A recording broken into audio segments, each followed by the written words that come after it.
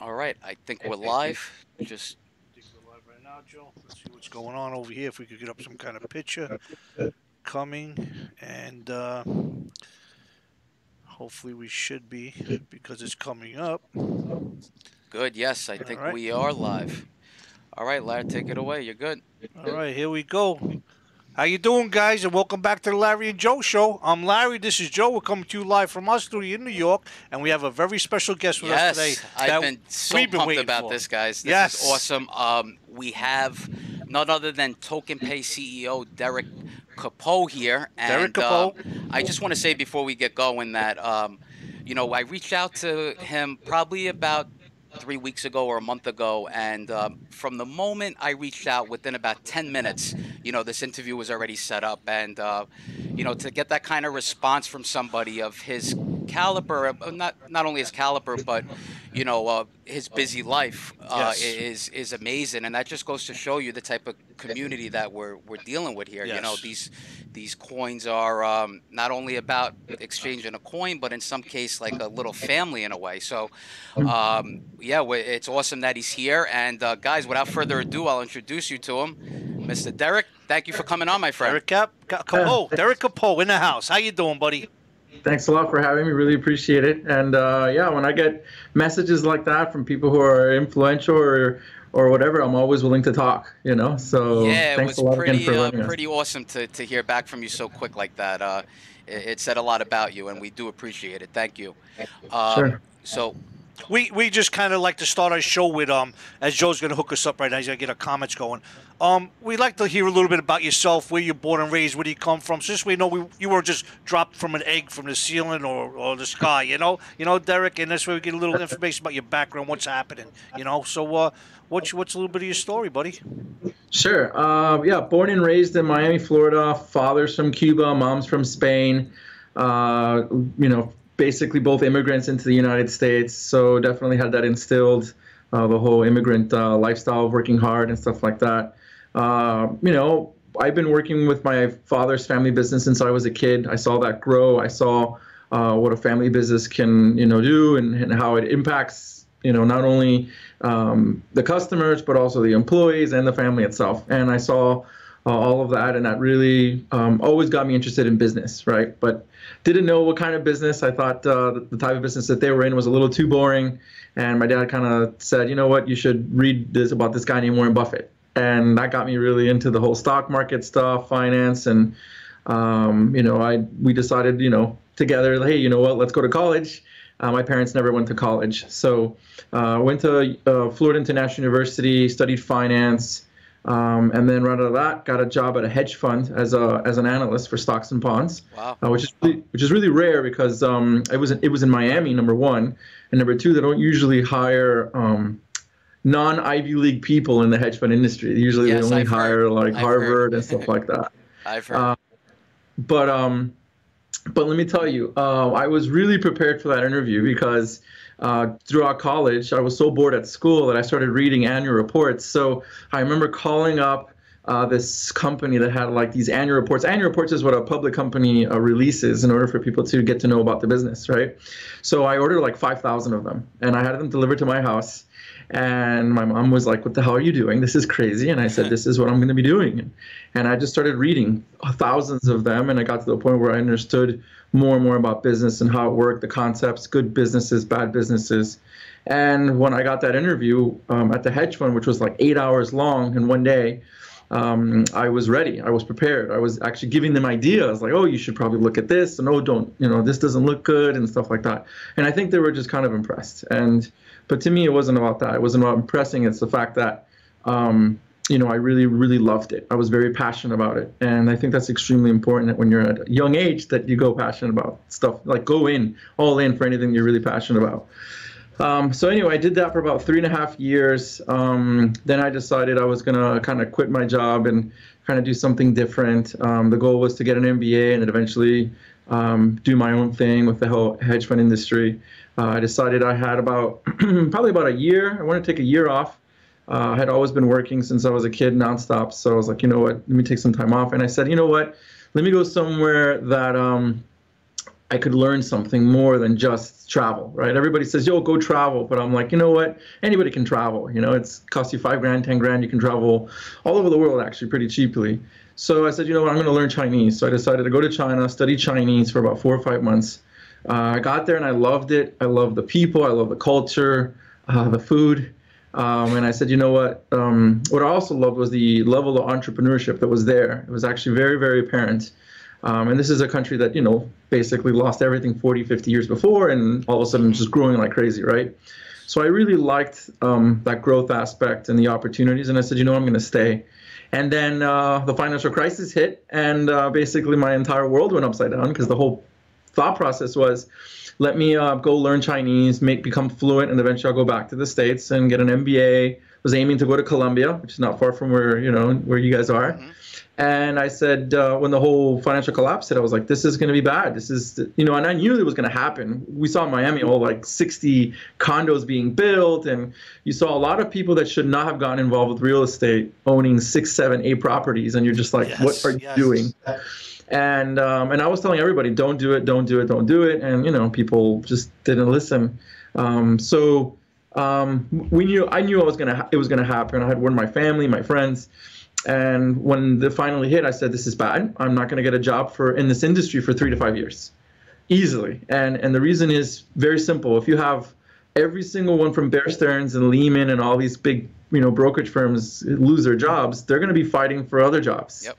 So if you're in an interview or a pool of interviews between you and an MBA guy with 10 years of experience and 3 kids and a mortgage, and you 25, 26 years old with none of that, the employers, you know, they're going to choose the former versus the latter. That's because it's experience, and they'll get them cheaper than what they paid before.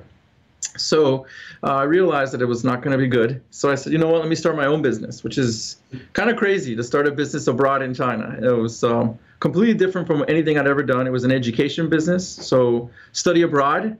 So I felt that the impact I had of going to China was amazing, and I wanted to really help a bunch of people really kind of alter their mindset about China and awesome. You know, how China's really changing the world. And yeah, I did that for about 7, 8 years. It wasn't a very profitable business, but it did okay. I learned a lot. I learned how to build a team internationally. I learned how to do HR processes, you know, customer service, tech. I built software that was custom to us so that we could, you know, have like a lot of operating leverage or a lot of efficiency. And then eventually after that, I got into another business because that one kind of did bad because of the industry. I did a robotics education business. Basically, it was to teach kids how to code and build robots. So I've always liked technology. I think people in our generation, I'm like the first year of millennial, I guess. We really like technology. We kind of grew up with it, not as intense as some of these other kids right now, but we really liked it. And yeah, I did that. And then the opportunity came up to look at crypto. I'd always been looking at crypto. I was exposed to crypto in China because that's where it started. A little bit more transactions started happening in China because a lot of miners were there. So they wanted to sell their stuff. So they wanted to sell their Bitcoin to get some RMB or cash. So it started actually in China in 2011 or so is when I started seeing more and more of it. But I wasn't really comfortable getting in. And I think it was just me being a little bit more cautious and kind of being in an investor mindset. And then eventually the opportunity came where I said, you know what, I think this is real. The blockchain technology is real. There's obviously a lot of hoopla out there of what's going on. But I think that if you make a really strong business case and you really make it all come together, then it's very possible. So, you know, just went all in and I started, you know, studying everything I could, and then worked with my business partner to form TokenPay. And that's how it all kind of started. I mean, on my side, you know. Yeah, no, that's... Yeah. It sounds like you should be about 75 years old with everything you just did. How did you cram all that into a little bit of time? Because we know you're not that old. I'm 35 right now, but I always feel like my brain is like a 50-something-year-old guy, right? But don't get me wrong, I can go out and have fun and go to a club or whatever. I'm usually the guy though at a club that's either dancing a lot, especially if it's Spanish music or something like that where you can dance, or the guy just nodding, just kind of, you know, drinking maybe water, or just, you know, or talking business. I mean, I every time I meet my business partner, we just nonstop talk business, you know, this and ideas and that. And my business partner is more of like an idea guy and, you know, strategy and stuff like that. I'm more of like the guy that can execute. I basically see how much of any idea, it doesn't matter whether it's him or somebody else's, is bullshit or real. And then I say, okay, how can we make this happen? What do we need? How can, what are the type of people that we need, and how can we execute this, and how fast can we do it? And, what's the business model behind that, right? But yeah, that's common with me. When you start talking to me, it'll go nonstop about stuff like that. So well, that's good though. If you have one guy one way, one guy the other way, you kind of mend together and bring it together. Almost like me and Joe, No, and yeah, that's extremely important in any level of partnership. I think in the beginning you have to like each other and respect each other. That's obviously extremely important. Even though at times you will literally tell your partner to go F himself or whatever, and you learn to just say, what, maybe he's right, or maybe he'll realize I'm right. But we got to come together and figure out what's the right thing for both of us, and also right for obviously the business that we're trying to build. And that's important to work it out. Exactly. That's extremely important. It's like a marriage. It's a marriage. Exactly, I mean, I spend just as much time with him, talking, communicating than I do my own, my wife. So, it is what it is. Yeah. Got it. Well, I mean, it sounds like from, and thank you for, elaborating on Larry's question, because, we asked that question to everybody, and I think that was the most elaborate answer we got. That was great. And it does give us a lot of insight into, your background and your knowledge that you have. So it seems like to me, from a very early start, you were very business oriented with your parents owning the business, and the fact you went the route you did into hedge funds and leaving that business, which I'm sure was very lucrative, says a lot about you to go out and what you did in China and stuff like that. So my hat's off to you. That's awesome, man. Well, thanks a lot. Yeah, I mean, just kind of like Warren Buffett says, I won the ovarian lottery by being born in the States, and but I think what people don't realize is that's just step one, right? I think when you start to really see all the hard work that came in, whether it's from my family's business or whatever. I mean, my family's business is actually pretty big. They're actually one of the largest furniture retailers in the country. They went from zero in 1966 to about $230 million in revenue every year. Wow. And I saw that business go from when I was a kid and I was cognizant of my existence, $30 million in revenue in the 1990s. And I remember spending time with my father, looking at being in interviews in HR, listening to him interview people, being at the warehouses and being built. And I would wake up at 5 in the morning with my uncles, opening up the warehouse and then closing the warehouse at like 9, 10 p.m. with my dad. So I would go in with one uncle and then come back with my dad. And I saw that work ethic was extremely important to be able to understand how to build this. And so when I look at TokenPay and I see like all the opportunities out there and all the stuff that we're doing, we see like all we got to do is just hit hard. That's extremely important to kind of, put it all together, right? Yeah, no, absolutely. And, I'll get into this more later, but the way you're going about things, I could, at least I feel that you have a very no rush kind of mentality, I think, that you have built into this, which, believe me, is going to go a long way in the long run, I feel. I was surprised when I only saw you guys on one exchange, when I was looking to purchase it. And then, after doing more research, I could see maybe why you're doing that. It's not about just getting on exchanges. It's about that deep integration that you're looking for. So I guess to backstep a little bit, maybe you could just let us know a little bit about TokenPay for anybody out there that's not sure about it. It is a privacy-focused coin. I know that. Similar to Verge, to anybody out there, in a way. So yeah, please elaborate on that if you could. Yeah, we're a privacy-focused coin, but I think what's really important is that we understand that privacy is important, and we know there's a lot of coins that are all about that and that only, and that's okay.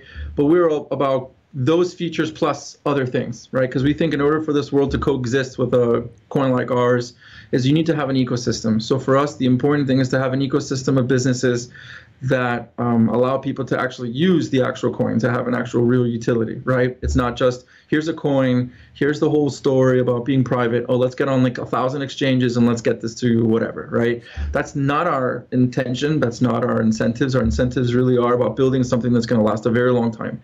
And I want to use the best analogy that I can use is, what happened in the dot-com bubble. I mean, some people don't, probably weren't even born in this community, but during the dot-com bubble, there were a lot of amazing businesses that existed throughout that dot-com bubble that survived because they had strong foundations in how to build and grow the business. But also what a lot of people don't know is a lot of these big companies that survived, they acquired a ton of people and a ton of companies throughout that burst. And that's how they acquired talent, so they can be able to grow. Amazon was able to get a ton of people, Microsoft, Apple, I mean, you name it. And these are the things that are extremely important. So, for us, everything is about foundation. In regards to exchanges, when we look at all of this stuff, every time we approached any of the exchanges, one of the first things we asked is, we're not just looking for an exchange, we want deep partnership. Are you interested? Or can we talk? And usually if we get a no, or we get a here's the fee, and you're just like, that's it, like, you know what, we're not interested. So when we approached Cryptos, and I had a lot of talks with them, and I said, listen, like, I'm really looking at this long term. What is it that you guys are doing now? What are you guys building over the next 3 months, 6 months? And what's the differentiation between you and everybody else? And that's literally the very simple questions and filters that I have for anybody that we decide to partner with. And, they were very clear and transparent. I realized what kind of their background was. They had guys from Goldman, guys from, SoftBank, which are obviously huge financial institutions. And they said, we're going to do this is our goal. And I said, you know what, this makes a lot of sense for us, short term, medium term, long term. And so that's why we decided to do that. Some people were not happy, especially the Japanese community, because they're one of the largest buyers of our coin. Because even though they were a Japanese registered exchange, they do not allow Japanese citizens to use the exchange. I've heard that. So that was a bit of an issue, and I did get a little bit of interesting comments from people about it. But we're obviously working on that and talking to others to make sure that is satisfied. But yeah, that's kind of our thought process. Anytime we talk to anybody, those are usually the 3 or 4 questions that I ask them. And if they can't even coherently tell me a good answer, I just say, all right, well, thanks a lot. Yeah. We'll talk, later, and we'll see what goes, Yeah, that makes sense, because you don't want to actually put everything you have into what you have to make it great and partner with somebody that really don't care too much about something that'll bring you down. So you have to make sure they're up to your level. Yeah, because when you think about it, we're really looking for a lot of vertical infrastructure. So being on an exchange provides liquidity, but what we're really looking for is when we start working with the actual bank and stuff like that, and we want to start to have the ability for people to start coming in and out, we want to be able to have a system so that the exchanges want to link to either our bank.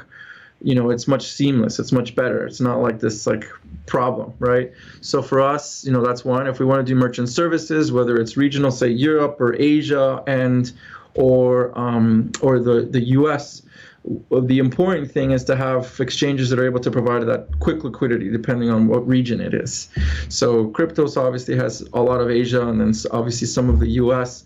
But for us, we obviously look at everything strategic.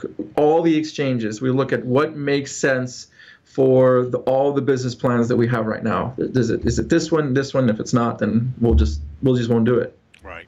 Got it. Now, I know from what I've read on your website that you are a privacy-focused coin, but it seems like you also have a lot of security, which is huge, I believe, in the crypto world. To get new adopters or new people on board, they're going to want that security if they're investing in something. So maybe you could go into a little bit about that. What differentiates TokenPay from other privacy coins?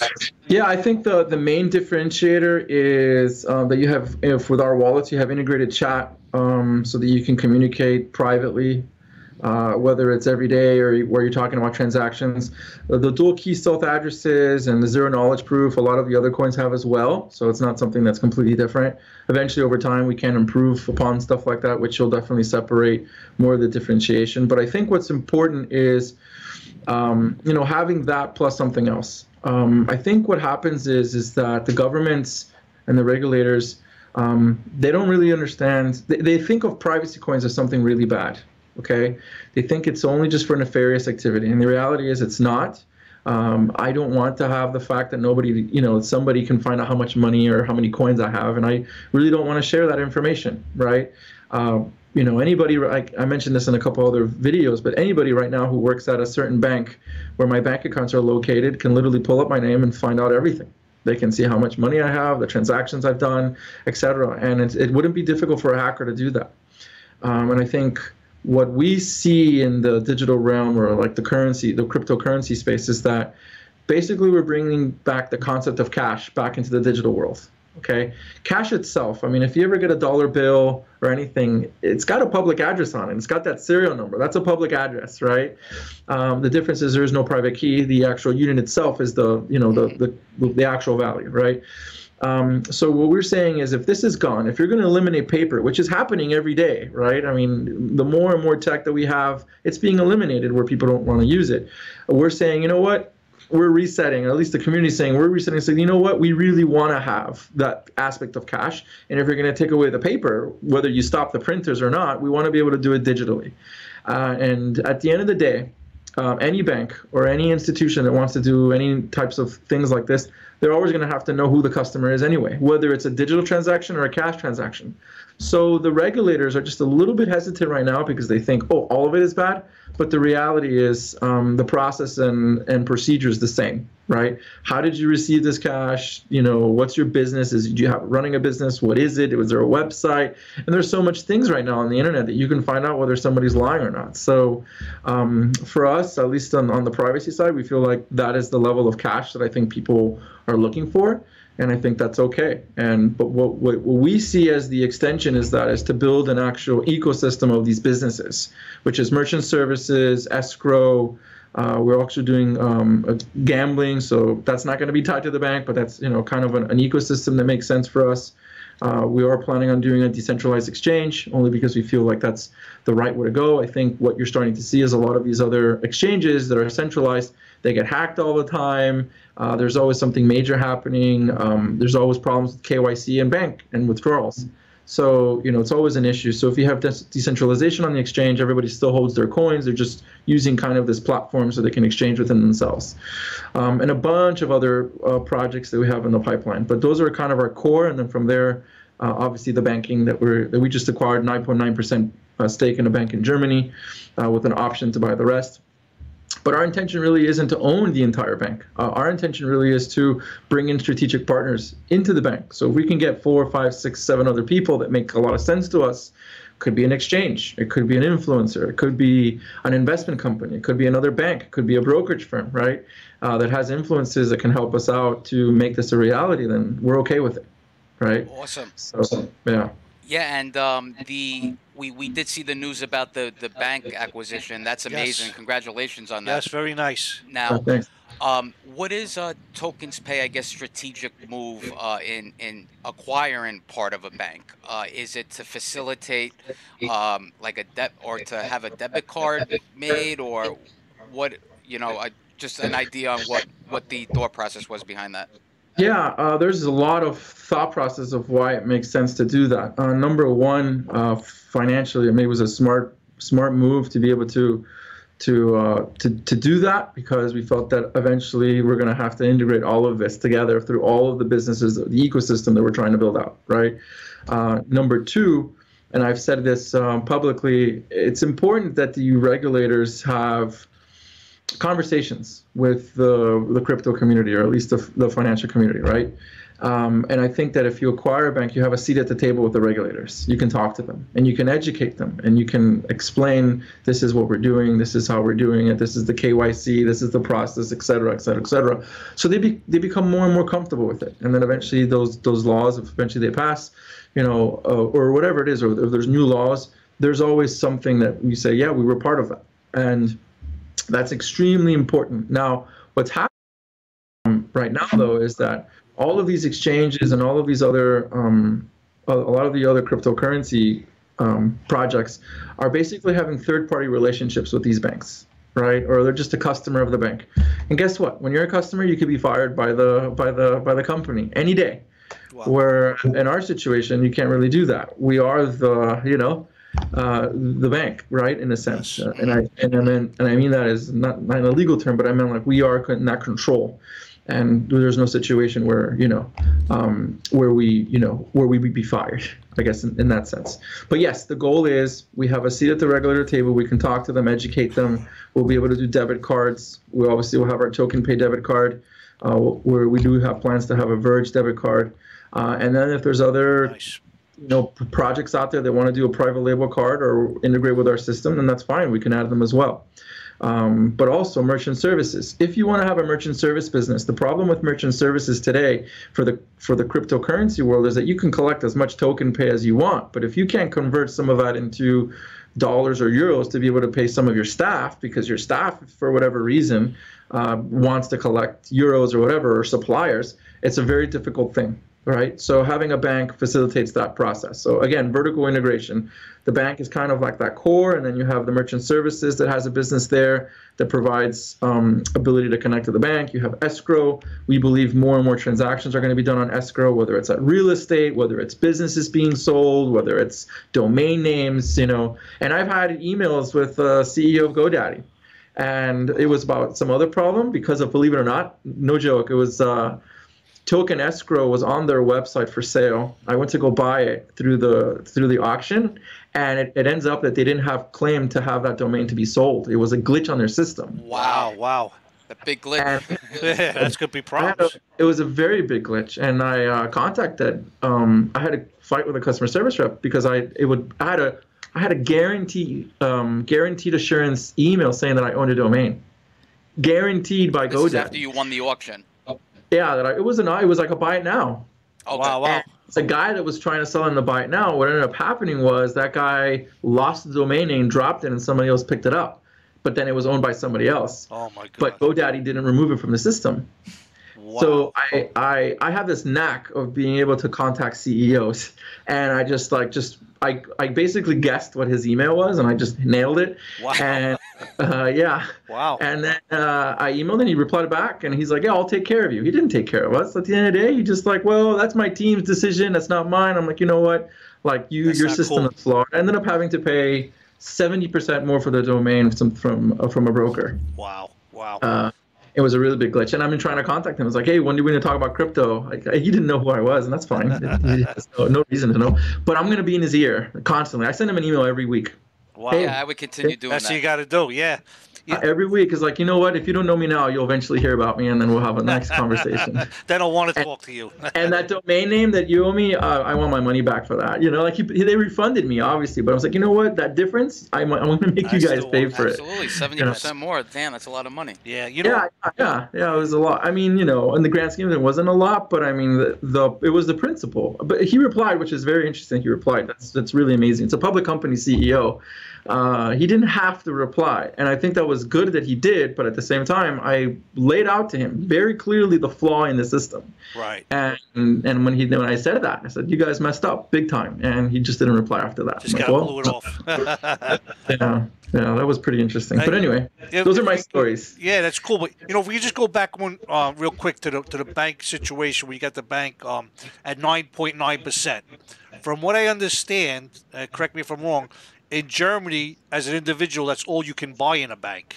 Is that correct? So the law in a lot of countries, not just Germany, in the United States, an individual or a corporation cannot own more than 9.9% of a bank for security reasons or national interest reasons. And if you do decide to own more than that, you have to go through the regulatory approval to be able to purchase that. Okay, so you've got to go through a 6-month or more process explaining what the purpose is of purchasing that bank, right? And that would be my next question, though, is are you going to go ahead with that? Absolutely. That's what we're doing. We have to spend tens of thousands of euros to get that through, and it's a 6-month process. But at the same time, we are looking for strategic partners. So if we find anybody that we think could help us make the bank bigger, more successful, more stable, especially with this whole transition that we're trying to do. So the original bank is a property. It was specifically made for property management, and we still are going to maintain that. It was a bank that was specifically giving loans to housing associations in Germany. So let's say you're a housing association in Germany and you need a new roof. and the money that you collected every month from your renters for part of the association fees is not enough to cover this new roof for whatever reason, you go to this bank and you get a loan from the bank to be able to get the roof, right? And then, of course, the cash flow of the association fees will eventually pay off the loan, right? So that's the majority of the bank. That's what the bank is right now, and it will still continue to be that way. We think that's actually not a bad business to own. Maybe we could be bigger. You know, we always look at these opportunities as what can we make so that if the current bank is good, then what could make it bigger and better? Why not, right? Sometimes you got to do that to hedge your risks, right? So yeah, you know, over time we'll start integrating all of the technologies that we want to integrate, and then, you know, go from there. Got it. Now, I had a quick question. You know, me and Larry been you know, on the Verge bandwagon for quite a while now. You know, over a year, and I know that your company or you were, you know, a big part in why Verge you know, was able to push that partnership through they just had with MindGeek. Now, you know, I was watching the donations closely, and, you know, I remember the day before, you know, being at like 15 or 16% of the goal. I was like, this is never going to happen. And then I hear about you putting in the rest of the funds. Now, at first it was just a little confusing, or not confusing, but it was just like, wow, a privacy coin helping a privacy coin. So I was just curious on the thought process behind it, and you know, what the move was, or how do you feel the move will benefit TPAY and Verge moving forward? Yeah, I think we first have to go into kind of the beginning of all of this, right? You always, every time in business, you have to start connecting dots. If you start connecting dots, you start to realize how this all kind of happens, right? So, like I said, about a year or so ago, we kind of really went all in about crypto, and I was actually starting to reach out to a bunch of people, and I started talking to Justin or Sunarok from Verge, and started talking about, you know, the industry and stuff like that. It was very nice to actually talk to me, trying to educate me as much as possible. And then I told him, listen, I'd like to launch a coin, and I know it's very different from what you guys are doing, because he didn't do a token sale, he didn't do any of that stuff. It was all, you know, developer run and mined, right? Like, you had to have a miner, it was proof of work. And, you know, he was extremely patient, because I asked him a lot of stupid questions, and he was like, you know what, I was the same way X amount of years ago, so I'm just kind of giving back. And I said, okay, cool. And so as we were building our stuff, obviously we asked him if he could be our blockchain auditor. He decided to join us as a blockchain auditor.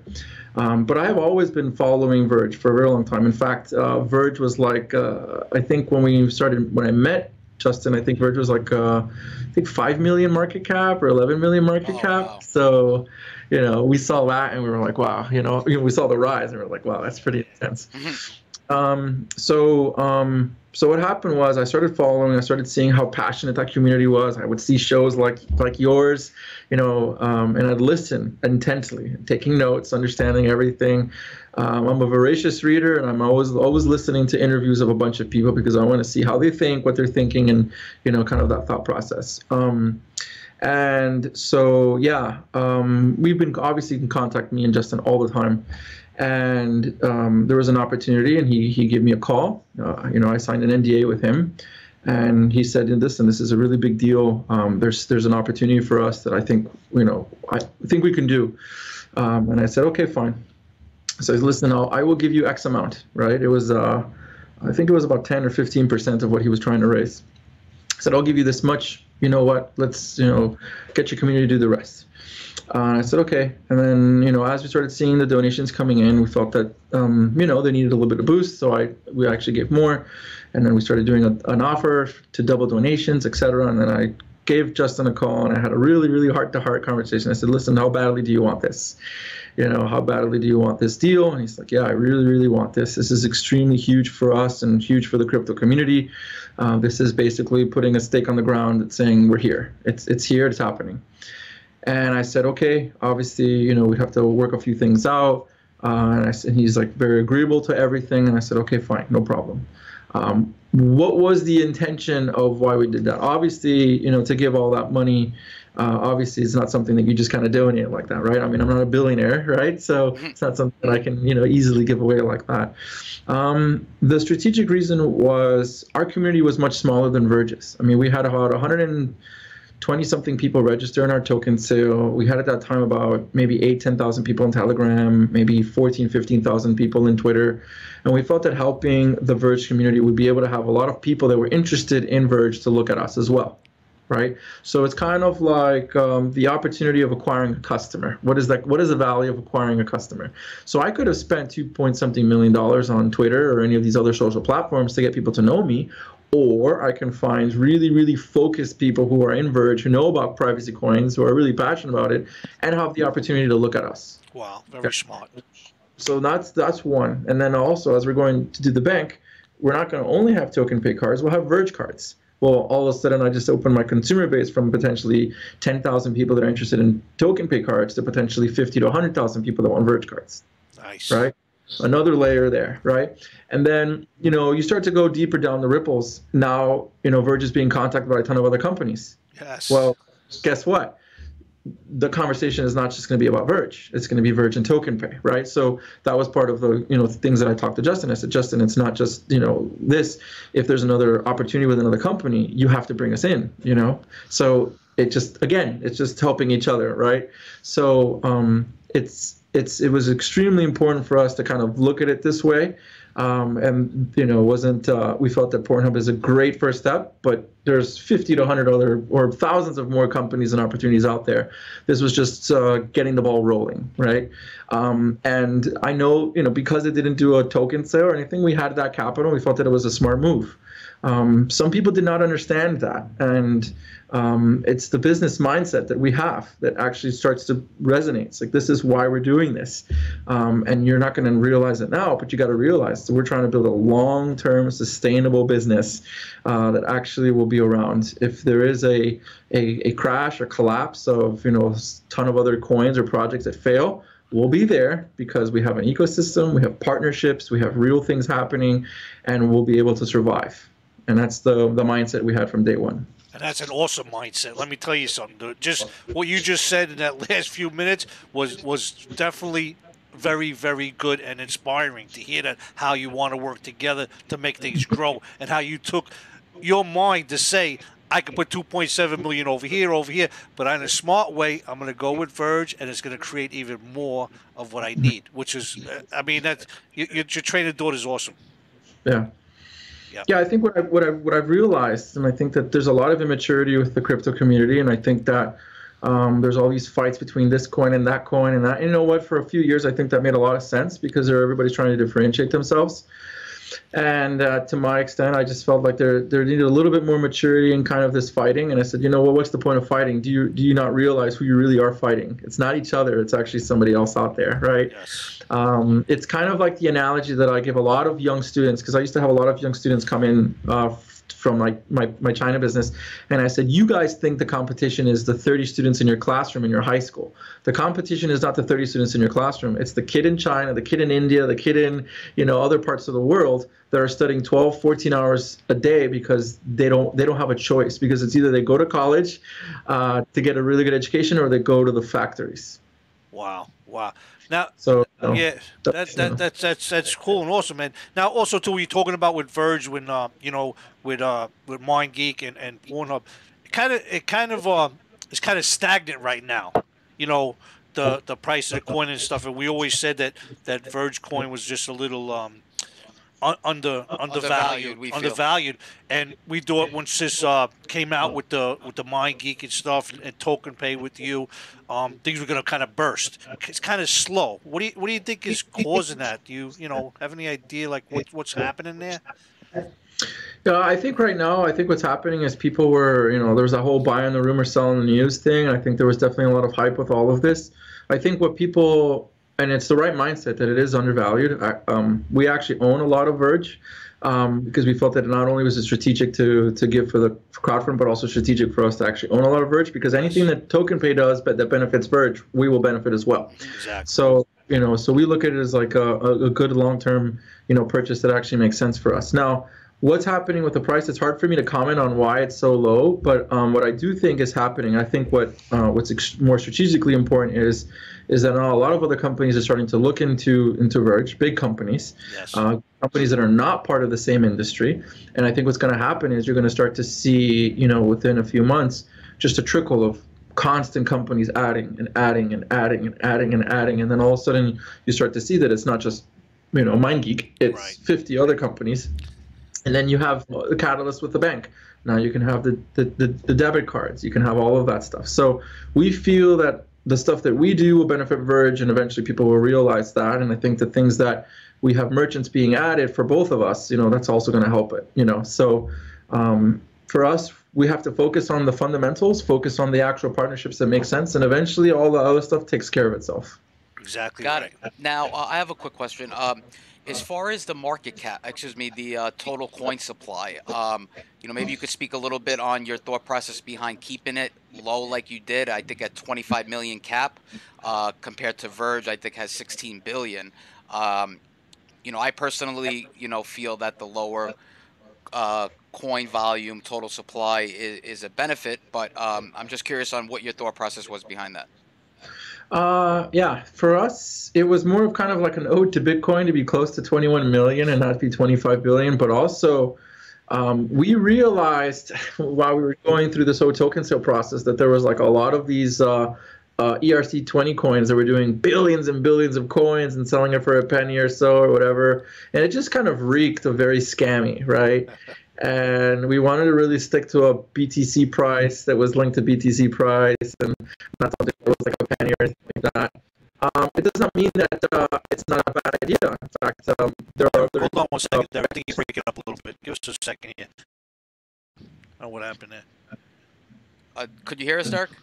Yeah, perfect. Okay, cool. Good. I just had to restart something. Yeah, something just started crackling up. I'm sorry. Go ahead, Derek. No, it's okay. So, but I mean, it doesn't mean that it's there's a lot of good projects that actually did the same strategy. Billions of coins and a penny. They did really well.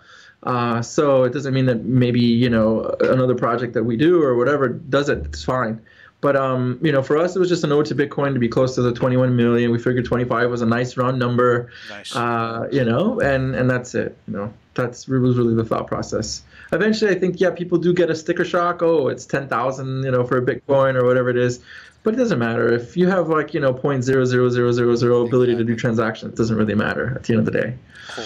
Great. And while we're speaking about Verge, I just wanted to touch base. You guys are doing a huge meetup, I believe, on June 9th in Amsterdam, if I'm not correct. That is correct, yeah. So it's actually my first time being in Amsterdam, so it'll be really exciting. In fact, that's awesome. That community, I mean, that Amsterdam, Netherlands community is amazing because we have a ton of people in our Telegram chat that are from there, and we noticed that in Verge it's the same thing, and it's like, my goodness, these guys are the most passionate people I've ever met. Yes. About this stuff. So I will never fight with them about soccer or anything that they're very nationalistic about, because I will lose that battle. Yeah. Well, I just wanted to give a big shout out to somebody in the Verge community. His name is Ronald. He goes by RBullXVG on Telegram, and he actually donated 2 tickets to that meetup to our channel, which we're giving away. We do a giveaway every Tuesday for our subscribers. So anybody out there that wants to go to Amsterdam, tune in on Tuesday, every Tuesday, and we do a giveaway and we let you pick a prize. And Derek said he would send some shirts over, so we'll probably have some of those. Some shirts, some hats. Awesome. And definitely Amsterdam, RBullXVG, thank you so much for those 2 tickets Tuesday night. Awesome of you. Thank you so much for that meetup. And that goes back to what you were Derek Capo is going to be there. If you guys want to meet Derek Capo, he will be there. For the record, just for discretion, I will not have any TokenPay on me or any Bitcoin on me or anything like that. Don't bum rush them, guys. Yeah. No, but it's looking forward to it. Really looking forward to it. Yeah, that's great. And like you were just saying, it goes to show you how that community is. This guy reaches out and just says, hey, I want to donate 2 tickets to your show. It's great. And we get that all the time from the Verge community. It really is a great community. And for the last week or so, I've been dabbling in the TokenPay community a lot. And, they're just as awesome over there. Yeah, definitely. So we've been on their chat and everything, talking to them. You guys are great, too. They're starting to build a big community also. Derek, and it's behind you. Once they're behind somebody that they like and they talk highly about you and about the whole TPAY and all that stuff, it's awesome. Yeah, to me, every time I'm in the chat, I'll make a little quick announcements here and there. But I get a lot of private messages. Obviously, trying to help them with certain problems, whether it's a wallet issue or kind of the coin distribution stuff or whatever. But I will literally meet amazing people that are they do amazing day jobs, right? And they're just helping us out, and it's just amazing. And I use it as a kind of an HR system. And I actually told my admin, I says, you know what? If you have somebody that's interested in working for us, we're gonna have to, we're gonna have an HR process. So here it is. Here's a list of questions that you're gonna ask them, and we're gonna make them go through an interview process. If they want to be an admin, I'm actually really serious about admins, actually in our Telegram. So I actually make them sign an NDA and give me their ID and everything, because I don't want any admins doing anything shady or anything like that. Because I really want to make sure our stuff is as clean as possible. So I take a lot of stuff seriously. I can have fun, don't get me wrong, but I take a lot of this stuff seriously. You have to. No, that you definitely do. Yeah, where your position is and what you're doing, you can tell you take everything seriously. But remember, you got to like what you're doing too, and you seem to like what you're doing. Yeah. I love it. I love it. This is a mix of finance and tech and amazing community, passionate people. I mean, it's just amazing. All the funny memes that I see all the time. I just it's awesome, man. It's awesome. You can't make that stuff up. They actually made one of me, Joe. Remember they made one of me? Did. They got Larry already. They got me doing it. That's when you've made it, when they make a meme off of you in your own chat, I guess. Yeah, Joe said to me, he said, look, they made a meme of you. I said, oh my God, that's funny. It's funny. Very funny.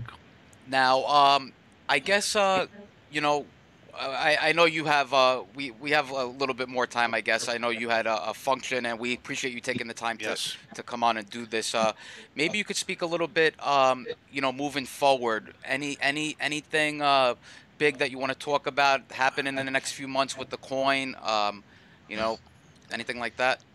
Yeah, so I mean, blockchain technology stuff, we're not really going to do anything big, but I do think that we're going to have an iOS app in a few months. That was supposed to be in the first quarter of this year, but obviously we had a few delays with the coin distribution. But we do plan probably in 2 to 3 months, potentially having the iOS app. We'll also start in July or so to launch merchant services, and then a month or so after that, it'll be escrow. We're looking at a lot of other opportunities. Some of it are part of TokenPay. Some of them are not going to be a part of TokenPay, at least the connection to it. But they will benefit TokenPay and Verge and other partners that we're willing to work with. So for us, it's just all about having an ecosystem, continue to grow it, and do whatever actually makes sense. There's 3 things that are going to happen this week. We are going to be listing on two exchanges. We're going to be listing on System Coin, which is I think top 50 ranked exchange on CoinMarketCap. The other one is going to be a smaller one called Byte BTC. Both very, very, very good. They're just small, right? And then we're also integrating with coin payments. So we'll be done with that. I think 24 to 48 hours. They should have it for us, but if not by next week, we'll have integration with coin payments. So we'll have some of the people who are today want to be able to have merchant services with coin payments do it, and eventually we'll have our own, which will be a little bit different than coin payments. So yeah, those are big things that are happening, at least the short term, super short term this next week, and then over the next few months we have that. So we have a lot more stuff in the pipeline, just some stuff I can't say until it's finalized. I hate to jump the gun. I'm one of those guys that I only say things when I know it's official and it's all done. And we appreciate that, because we've seen a lot of guys making comments that just didn't pan out, so that's what you like to hear. Somebody holds off until it's ready. Yeah, I mean, internally we have with our team, we talk about certain things and ideas and stuff like that, and we'll say, hey, it's in the process, we're talking, but until there's something signed and finalized and stuff like that, then I don't like to talk about it. That's awesome. Now, are you full time in this? Oh yeah. This is it, huh? There's no way you can't be full time in this. There's no way. Awesome. Yeah, full time. No, I mean, I have, I got to admit, I have a totally, after speaking to you, a totally different outlook, and, well, not an outlook, but as far as moving forward, I have a totally different, view on where this coin is going, and being that you're in the driver's seat, and, it tells me that this is a coin that's going to succeed, and you're not going to let it not. Yes.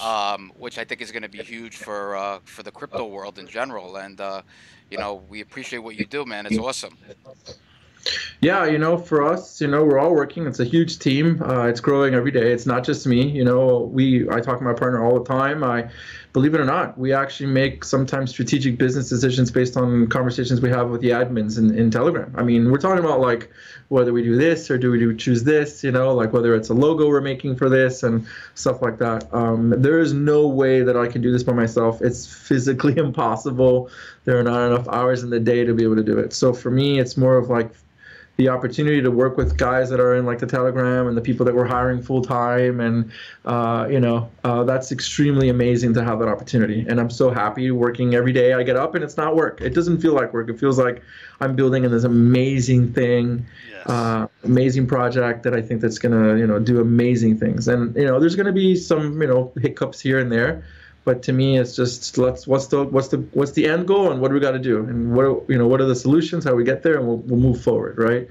Never in my mind did I think 10, 15 years ago that I would have been in China for 8 years, that I would have been part of a coin, and that I would have ever in my life, or the company that we have by, as of today, 9.9% of a bank in Germany. Never, right? But that's life. It's all about part of the journey. And I tell people all the time, I say, as you're learning, because there's a lot of people in this community that are very young. I meet some people that are like a teenager. I met a kid in Japan that was 15, 16 years old. Wow. And I say to them, listen, yeah, you're probably thinking about trading and the coin going up and down and all that. But, if you really, really believe in this industry and what we're trying to do, keep on filling up your Batman utility belt of a bunch of skills, because one day you're going to need it.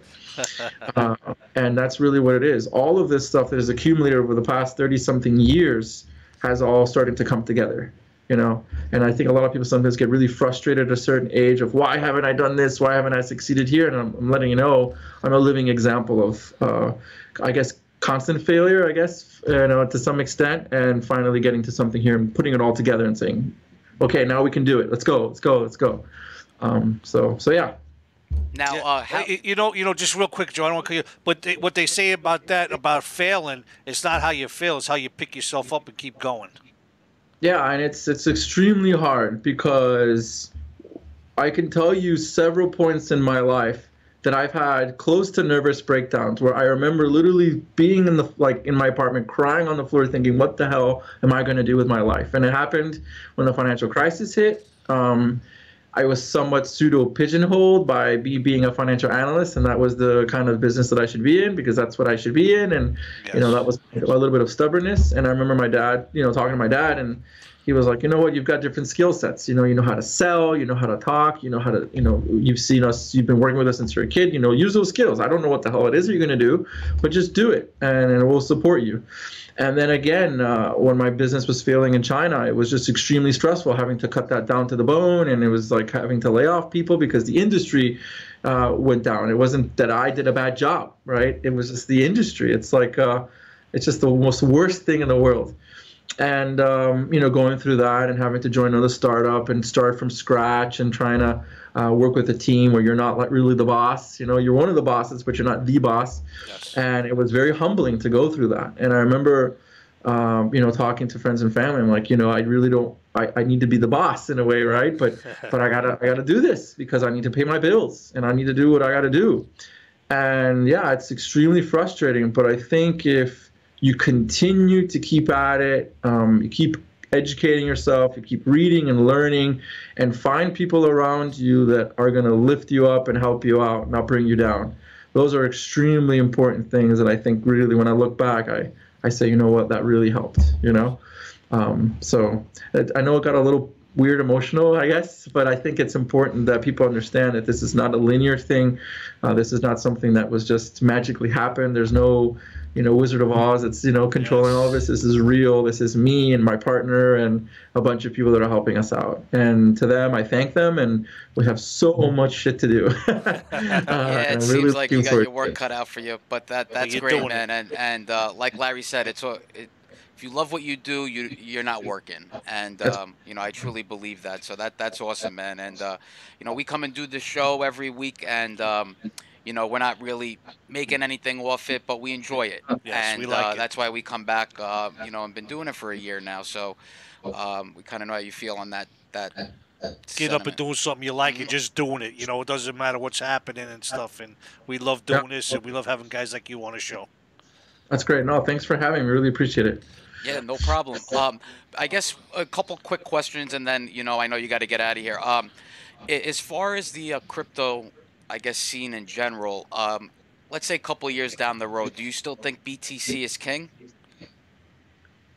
I do believe BTC is king, only because I think that people are much more comfortable about it today than they were a few years ago, and they're not as comfortable with some of the newer stuff. There is no management behind BTC, which means it's hard to attack and target, right? So I think you have to understand that a lot of these coins that have managements, some of them are doing really a lot of silly things, and if they go after that management, then eventually the projects of these coins eventually fall apart. So the beautiful thing about Bitcoin itself is that there really is no way to take it down, right? There's no management team that can literally cut off the entire project, right? And I think that's the beauty of it. Yeah, there are developers that are helping out, but I mean, if you cut out all of them today, guess what? There'll be 50 more tomorrow, right? Mm-hmm. So, to me, I feel like, yeah, it'll be king. But it's hard to predict. I mean, I want it to be. I think it makes a lot of sense. That's why, like, the other day, Charlie Lee from Litecoin mentioned something. He said, he's obviously the founder of the Litecoin Foundation, and he said a very interesting comment.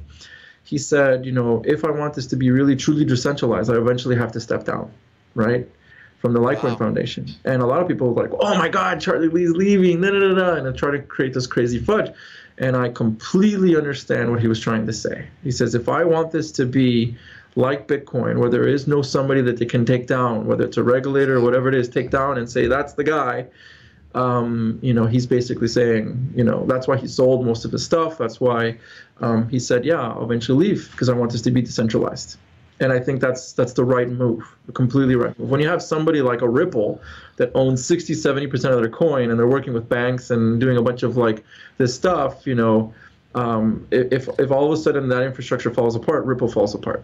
So, Yes. The most important thing is to continue to have stuff that's as decentralized as possible, and eventually, let the actual thing live, right, and exist. So that's why I feel Bitcoin will survive. Did you say you had anything to do with Litecoin or anything? Did you? Because there's a couple of questions coming out extra about Litecoin and stuff. Yeah, so we signed an NDA with Charlie Lee and the Litecoin Foundation. So we can't really announce exactly what's going on, but there's stuff happening. We'd hope to finalize something by a week or so, and then we'll make an announcement if we do make an announcement in a couple of weeks. That's awesome. Thank you. Can't for that wait. answer. I will definitely be looking out for that. Yeah, we'll be watching that. That'll be awesome. Yeah. One question we ask everybody that comes on the show, and we get all sorts of feedback. The craziest being, yes, and I know the guy, but who do you feel Satoshi Nakamoto was? And that's the founder of Bitcoin, to anybody out there that doesn't know. I don't believe it was one guy. I believe that Cypherpunks definitely worked on stuff back in the 90s. It was a project that they had worked on together. One guy was definitely maybe more passionate about it and basically took initiative to create this white paper. But I believe the influence of that white paper was the influence of many, many people that contributed to it. Maybe there was one guy that was behind it for a period of time, but I do believe there was a few people that were involved. I think that's what I think a lot of people understand, that it's hard to do these things by yourself. Being a cryptographer, I mean, you can look at it one way, but eventually you're going to have other people that look at it a completely different way in order for it to survive. So I do believe there were a few people. Eventually, that's why they had a kind of an anonymous name, because they really wanted to take credit. They would have taken credit. So, it could be a few guys. Some guys are dead already, some guys that are still alive. But I do believe that it was a team of a few people. I don't know who they are exactly, but yeah, I think that it was a few guys. Okay. All right. Yeah, good answer. Yes.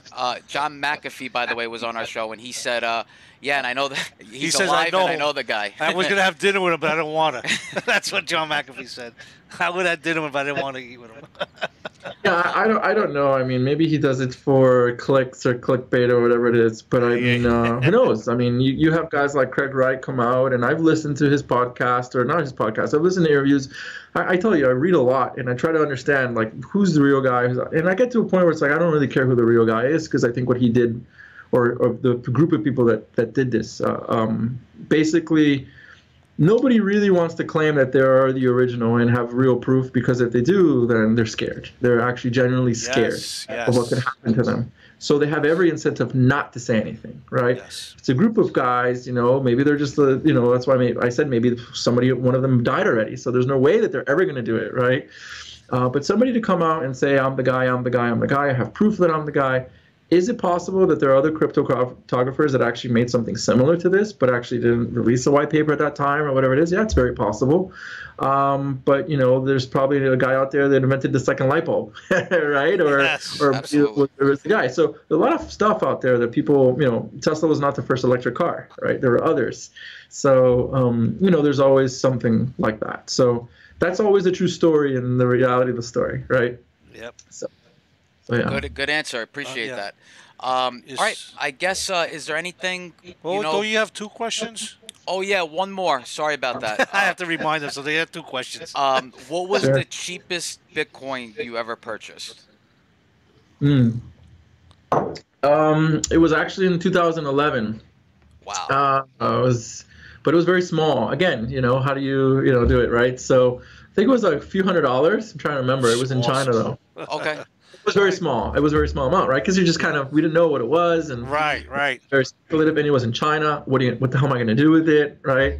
So, in fact, a lot of my money I was putting into my business. So, that's the problem, right? When you're building a business, you have to put all that money in and pay staff and pay employees. There's no extra. In hindsight, I should have gotten all that money and put it into Bitcoin. I would have been worth maybe who knows, a couple $100 million. Yeah. But then there would be no token pay. So there's always a journey, right? You did the right thing. You did the right thing. So far, yes. Let me just ask you a quick question too about something about the government. Do you think that the government at some point is going to step in and start regulating things and stuff? I mean, it's happening in other countries and stuff. How do you feel about it? Are you nervous about that happening here? I do believe that the governments will start to regulate. I think they are taking cautious measures of how they're doing it, because if they over-regulate it, people will just leave. And it's starting to happen where you have exchanges, projects, people, and you have a brain drain. They will leave and they will go somewhere else where that country or whatever will welcome them. And I think that, I saw, just to kind of give a perspective, I saw them interview Mark Zuckerberg and the questions they asked them. And they did not understand that you can build a website that's free and it could be worth several $100 billion based on one free website. They didn't understand the concept of exactly how this business runs and how it makes money. And if they don't understand where Facebook is, which was founded in the early 2000s, and is paying billions of dollars in taxes, and even today, some of the people in government, at least here, are not aware of how it runs, it's a little bit like, okay, how long is it going to take for them to realize how this blockchain stuff is going to work? However, I will say that it's extremely positive that you have Goldman buying Poloniex, that you have a lot of these companies like JP Morgan, Bank of America has tons of patents in blockchain. All of these companies are really starting to get in. And I think that's extremely important, because you have the older financial system getting involved. And they're definitely going to have a much more bigger influence on the crypto world than right now us as a united front. And that's that's kind of a good thing and a bad thing, because what's happening? You're still having the old guard kind of continue their the thing, but they're just changing their infrastructure and they're not really allowing other stuff. But at the same time, if there is true decentralization and other countries are willing to cooperate, then they'll leave. For example, in China is very strict about it. Obviously, I have an idea of how the Chinese government works. I knew that it was going to be banned. It's very obvious. They like to control all these things. But what's happening in China is there are tons of blockchain projects happening in China, tons. However, nobody knows the names of these companies, like the real companies, right? They're using servers that are outside of China, and if they kick off, they will literally move. They will move. They will leave China. They'll go to Singapore, Malaysia, Indonesia, anywhere they can to get visas, and they will literally move. And once it's already taken off, and what's causing that? It's a brain drain to China. And so, if China says, "Hey, you know what? We need to be a little bit more measured about how we do this stuff," because China's goal, I think people don't realize, like why they banned Facebook. Now we're going into a little bit more philosophical about China, and I wanted to understand how governments think to some extent. At least me living in a pseudo-communist country, even though it's very capitalist. The Chinese government does not allow companies like Facebook, Google, or whatever into their country because obviously they want control. But the more important thing is that let's say they have a meeting with Mark Zuckerberg and he asked Mark, how many employees are you going to hire? They're like, well, we'll hire 1,000 employees, and Mark's going to be like, oh, that's amazing, you're going to hire 1,000. It's like, well, I can get a Chinese company that can hire 50,000. Wow. Right? And the thought process is the Chinese government basically wants to make sure that they help their people as much as possible. That's the only way they can maintain the political structure that they have, right? If they do not help their people will revolt. The difference between the Chinese environment today versus 40, 30 something years ago is before you could have given a Chinese citizen a kind of like a staple, a bowl of rice and some vegetables and a house, and they would be happy. But now you have these young Chinese that are very educated, and a bowl of rice and vegetables and a house is not enough. So they want stability, they want jobs, they want a house, they want a car, they have credit cards, they have education, they want strong education, they want cleaner air, right? They're much more demanding than that old generation. So they'll go to the Chinese companies, which they obviously control. They collect taxes directly from the corporations. Like there's no such thing as individuals in China filing tax forms. Okay, they force the companies to pay the taxes on behalf of the citizen. Wow. Oh wow, I did not know that. Yeah, so what happens is like, you have a foreign company come in with their foreign ideals coming into this country and saying, oh, we're going to hire 1,000 people. And China's like, yeah, that's great. But I got another guy in China that's going to hire, 50,000. Mm-hmm. Not only is that important for my people to get jobs because they're graduating from universities without jobs, but, I can also collect taxes from that, there's the political, the financial motivation, and there's obviously the other stuff. And I think people have to realize that, countries are, to some extent, are always do what's best for them. And I think that's what's happening. So when you look at all of this stuff, you start to see kind of the effects of this global stuff. So when you have the old school kind of guard or financial people come in, I get wary in a way because they will try to make sure that their territories are not encroached on, right? But the beautiful thing is that because of the internet and the level of decentralization, there are plenty of opportunities to go after that. And I do believe that there will be, some mergers that will happen, and I do believe that there's going to be definitely some disruption. So, wow, that was a great answer. Yes, you definitely appreciated that answer. That was awesome. That was very good. All right. Yeah. I mean, before we, I guess, let you run, is there anything you want to shout out? Anybody you want to shout out? Where could we find you? This and that. Yeah, so you can all follow us at TokenPay, which is our main Twitter. We also have about 17,000 people right now on our Telegrams. You can go to our main website, tokenpay.com, click on the Telegram button so you can join us there. You can always add me as well, at Derek Capo on Twitter. You can follow me there, or you can chat with me on Telegram. I don't like to talk bullshit on Telegram. So if you come with me with something, be very specific of what you want to talk about and how we can help each other. I always ask everybody, what can we do to help each other? Not like what you can do to help me. How can we help each other? And then that way we can have a much better, more fluid conversation. So yeah, that's it. That's awesome. That's awesome, man. Well, listen, we from both of us, we really appreciate your time and you coming on the show. It means the world to us. And if you're ever down in New York, please, you gotta let us know when you're coming so we could at least meet up and take you out to dinner or something like that. It was definitely nice finally getting to meet and talk to you, because a lot of times a face behind a product is really good to get involved with. I mean, it just showed a lot today, the type of person you are, who you are, what you're going for, what your goals are, and where you came from. I mean, that just said a lot to us, and hopefully to all our viewers out there to finally get to meet Derek Capo, what he's all about and who he is, and the face behind TPAY. And we appreciate that. I think what really sets us apart, and I think a lot of people haven't realized, is me and my business partner have been doing businesses for many years, and we failed and succeeded in some of them, right? And I think that's a huge advantage because now we can execute with a lot of stuff. And I think that's our main differentiation. Now, over time, we're going to start to really show the community. And I think, talking to you guys, thanks a lot for having us on. Really can help people be educated about what we really are doing, right? We're not just one thing. We are a whole system that we're trying to build. So again, thank you so much. Really appreciate it. Thank you. And just one thing real quick again, I just seen here somebody's asking about your website. If you can update it or something, you can update your website? Yes, we're working on it right now. Okay, cool. We have like 5 websites being built because we have merchant services, escrow, and we're starting to work with the bank to update their website as well. We're trying to work on KYC process and integration. I'm talking to a bunch of companies to make sure we have that integrated. But we will have like an umbrella website, which is the new TokenPay website, which eventually will be kind of like a lander, and eventually those links will be activated when those divisions are released. So it'll be just kind of a teaser of showing what's going on, and it'll still link to the old one because we still need people to still go to the old one for some from coin stuff that we have to still solve.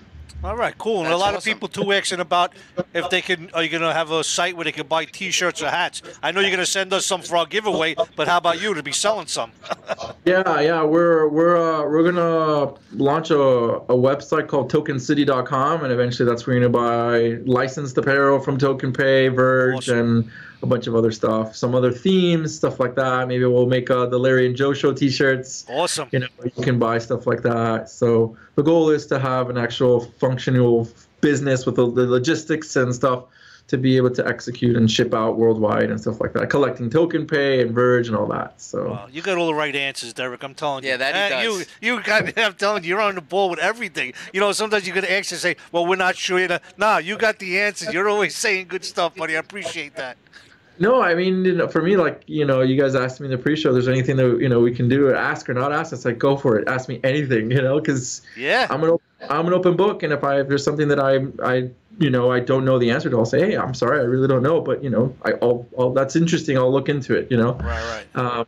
But for me, we have so many plans and so many things for us. It's like, so just bring it. Yeah, awesome, I see man. that. And maybe in a couple months, we could get you back on, 3 months down the road and just, do this again, see where we're at. That'll be great.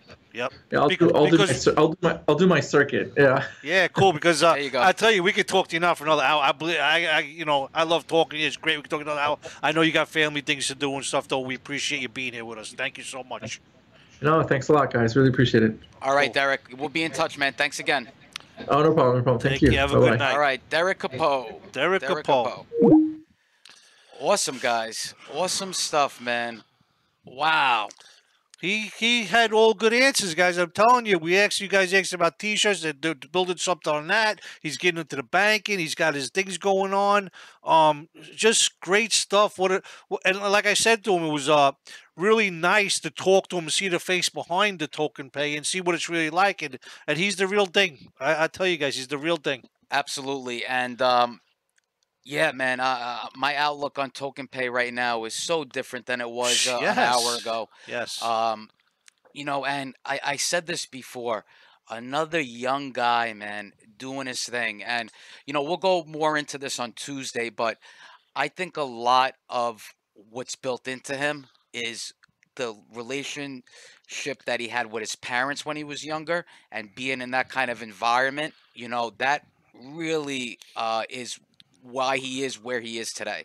I truly believe that. And you got a leader there. You got a leader that's gung-ho about crypto and his coin. And me and Larry, I've been, I bought a bunch of TPAY a few days ago. Larry just bought some today. Yep. So we're both in it. We see the value in it, and Yeah, I'm sure you guys do too, man. Debit cards and banks and Yeah, after today talking to me, how can you not be interested in it? And real quick, I want to say All Bull, which is on our comments. He's in the show right now. Red Bull, All Bull XVG. Thank you so much. He's the one that is donating 2 tickets to Amsterdam to the meetup.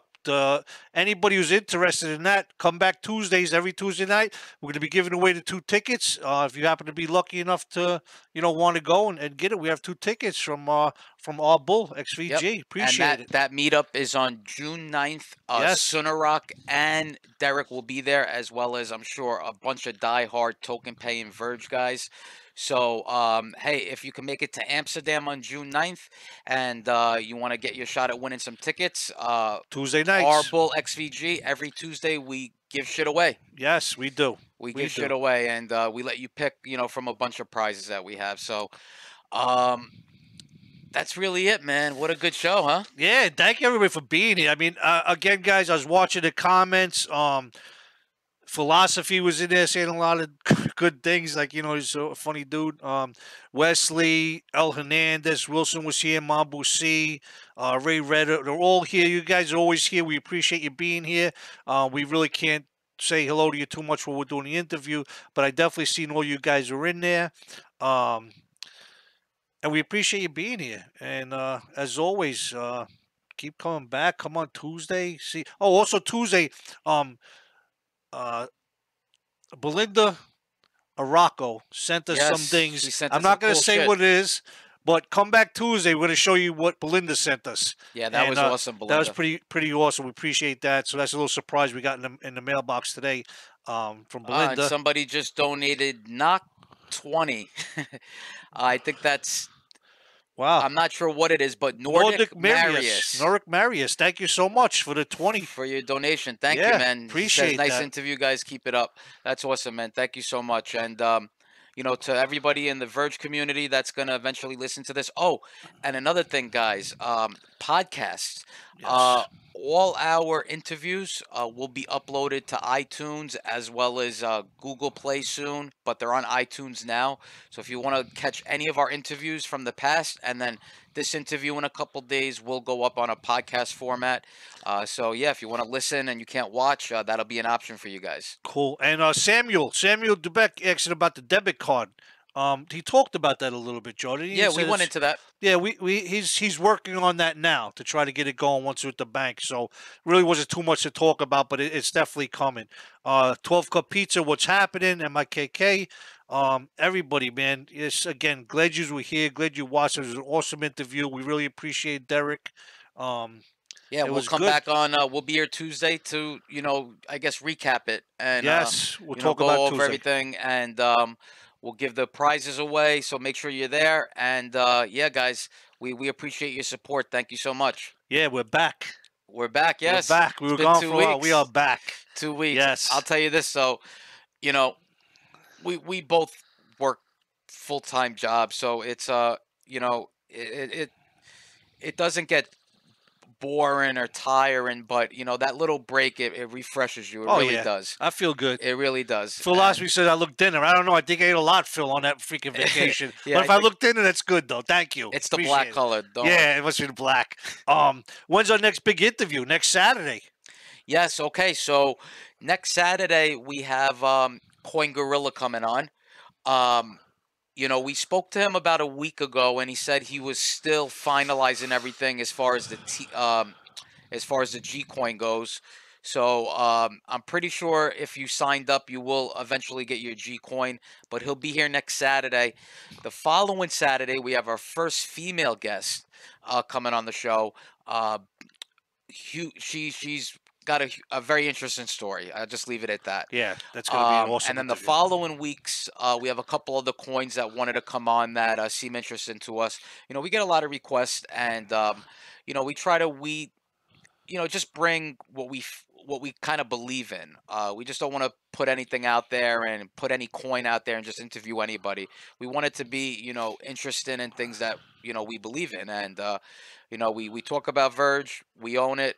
We talk about TPAY, we own it now. And guys, I'm telling you, mark my words, from this day forward, TPAY is going to be $100 coin soon. Maybe it's going to take a few months, but you Even know, if it takes a few months, that's awesome. Don't it take is. a few It's 10 years. times your A money. few months, man. I could wait. You know, I could wait.